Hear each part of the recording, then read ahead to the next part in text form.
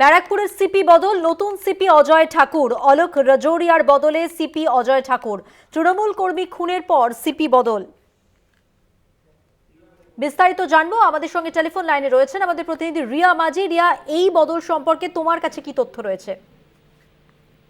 দেখো, তোমায় জানিয়ে রাখবো যে ব্যারাকপুরের সিপিকে আজকে বদল করা হয়েছে এবং তিনি তাকে কিন্তু কম গুরুত্বপূর্ণ পদ, অর্থাৎ তিনি সিপি ব্যারাকপুর ছিলেন এবং তার থেকে অত্যন্ত কম গুরুত্বপূর্ণ পদ, সেটা হচ্ছে ডিআইজি ট্রাফিক, সেখানে তাকে বদলি করা হয়েছে। এবং অজয় কুমার ঠাকুর যিনি ছিলেন ডিআইজি কারেকশনাল সার্ভিসে, তাকে আনা হয়েছে সিপি ব্যারাকপুর হিসাবে। এবং যেমনটা জানা যাচ্ছে অ্যাডমিনিস্ট্রেটিভ সূত্র মারফত, যদিও তারা বলছেন যে এটা একটা এটা একটা এটা একটা এমনি নর্মাল বদল যেটা হয়ে থাকে এটা। এবং তবে পাশাপাশি যেমনটা জানা যাচ্ছে যে পুলিশ মহল যেমনটা বলছে যে নৈহাটিতে যে টিএমসি মার্ডার যে কেস হয়েছিল তারপরেই কিন্তু অত্যন্ত গুরুত্বপূর্ণ এই বিষয়, সেটা হচ্ছে সেই কারণের জন্যই কিন্তু তাকে বদল করা হয়েছে বলে এটা পুলিশ মহলের একটি সূত্র থেকে জানা যাচ্ছে।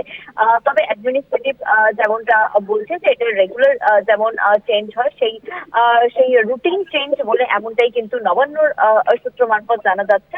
তবে নৈহাটিতে যে তৃণমূল যেটা যে খুন হয়েছে এবং তার খুনের পিছনে যেমনটা দেখা গিয়েছিল যে গুলি করা হয়েছে নাকি তাকে থেতলে খুন করা হয়েছে, এই নিয়ে রীতিমতো তোলপাড় হয়েছে। এবং নৈহাটির ঘটনার পরেই যে সিপি ব্যারাকপুরকে চেঞ্জ করা হয়েছে, এটা কিন্তু অত্যন্ত নজিরবিহীন বা এই বিষয়টাকেই কিন্তু হাতিয়ার করছে এক পুলিশ সূত্রে জানা যাচ্ছে, পুলিশ মহল সূত্রে জানা যাচ্ছে যে এই কারণে, মূলত নৈহাটির কারণের জন্যই সিপি ব্যারাকপুরকে চেঞ্জ করা হয়েছে বলে এমনটাই জানা যাচ্ছে। যদিও নবান্ন বলছে যে এটাই একটি রুটিন বদল বলে এমনটাই কিন্তু নবান্ন সূত্র মারফত বলা হচ্ছে বা জানা যাচ্ছে।